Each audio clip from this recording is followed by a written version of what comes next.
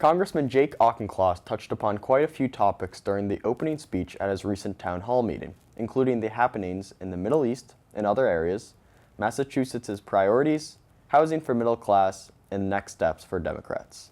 You can watch the entire event on NewTV's government YouTube channel. Congressman Jake Auchincloss held a town hall Q&A at Newton North High School on July 30th. He shared updates and answered questions about the Middle East conflict, the futures of the Democratic Party, and healthcare in Massachusetts. Hamas is singularly responsible and has singular power to end this atrocity right now by releasing the hostages. It is also true that Israel has de facto responsibility by virtue of its power and presence in Gaza to ensure appropriate humanitarian conditions, and the humanitarian conditions in Gaza are not acceptable right now. And the Gaza Humanitarian Foundation, while the concept of bypassing UNRWA, which had been ridden through with Hamas, can be sound, the Gaza Humanitarian Foundation is not doing a good enough job of dispersing humanitarian aid. They need to expand the number of distribution sites above 4. They need to offer a wider range of aid. They need to do a better job of coordination with other humanitarian aid organizations. And the president needs to put more pressure on both parties to reach an agreement that includes the unconditional release of hostages and no role for Hamas in post-war governance in Gaza. For Massachusetts right now, the most important issue is the negotiation of the 1115 waiver.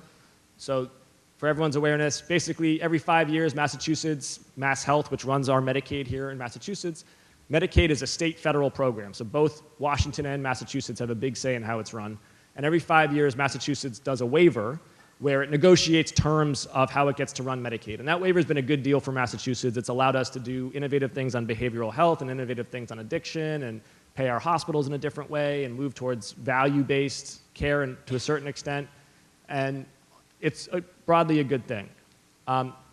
This waiver negotiation coming up is going to happen in 26 and 27, and it's a big deal for our state. It's half of our state budget, and it's about how we deliver care to people. It's about how we pay for care. It's about who is eligible for that care. And I intend to be a big part of that waiver negotiation because it's a federal-state partnership.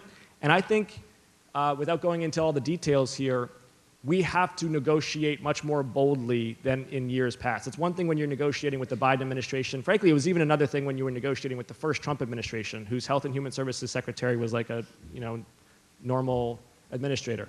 It's all different now. It's totally different. And we need a lot more autonomy to run things our own way. And we have to be willing to accept a little bit more risk in order to get that autonomy. Because on the status quo, with $2 billion of cuts every single year, and an incredible amount of paperwork requirements and bureaucracy about work and immigrants and all this stuff, it's not tenable. Our hospitals are gonna get crushed. So we need to really think different. I don't think there's any secret there's a lot of money in politics. AIPAC is a source of that money. There's a lot of other sources of that money that don't seem to get referred to or discussed nearly as much. And that kind of double standard is indicative of a double standard that exists, frankly, for Israel as well.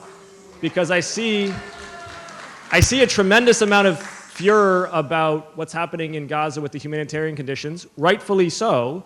I hear nothing about the ethnic cleansing in Armenia or in Sudan or in Muslim populations in India or in Xinjiang province in China. So everybody here who's so fixated on pinning AIPAC with the blame for what's happening in Gaza needs to ask, where is your furor about these other regions and these other lobbies? To me, affordability needs to be front and center for what we would do on day one. And the former teacher was talking about how rent and healthcare are consuming so much of her budget, which is the story across Massachusetts and across the country.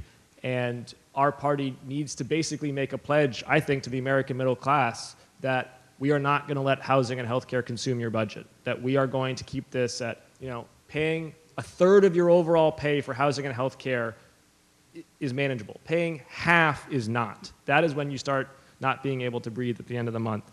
And we got to be serious about that. The core idea is that Americans have rejected the corrupt status quo. And unless Democrats offer a bold new vision, we will continue to lose to a party that is seen as more disruptive and energizing. And I intend to be part of crafting and executing that vision for the Democrats. Maxwell Solomon, Newton News, Newton Center.